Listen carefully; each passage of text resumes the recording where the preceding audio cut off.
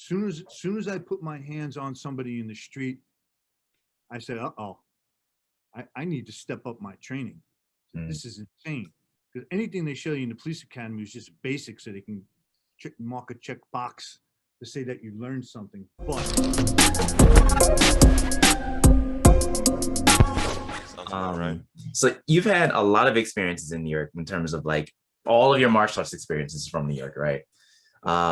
Policing and everything. Now, I'm gonna kind of transition this over to something that I wanted to talk to you about when it came to your experiences with violent encounters as a police officer and as a detective. And how has those kind of experiences kind of changed how you saw Goju Ryu in terms of how it's used? Completely different. It changed it incredibly. Soon as I put my hands on somebody in the street, I said, "Uh-oh, I need to step up my training. This is insane." Because anything they show you in the police academy is just basic, so they can mark a check box to say that you learned something. But as far as a martial artist and a Goju practitioner, when I put my hands on someone, I could not believe. I was like, "Wait a minute, that's not supposed to happen. That's not supposed to happen." So I stepped up my training a lot. And every time I went to a new unit, there was new challenges where I had to learn something a little more stronger, hit the iron palm a little more.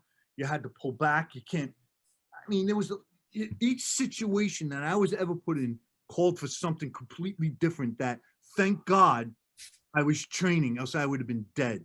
I mean, the situations were just insane. Insane.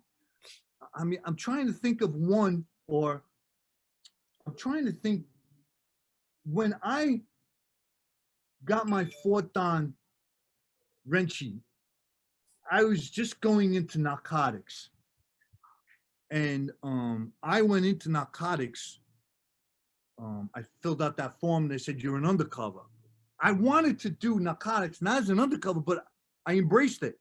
And I said, "I'm here," you know what, to myself, "I'm here to see if my Goju works in narcotics, because you have no shield, no ID card, there's no vest, there's no, protection except for your gun and your wits, your mouth, and your weapon if you need to use it." And my Goju worked. My Goju worked a lot. That article that you read in that hallway, I was a seasoned undercover by then. And I went in there and I told the investigators, and "I don't want to go there. And it's too risky. It's not no, it's fine. I said, "Okay."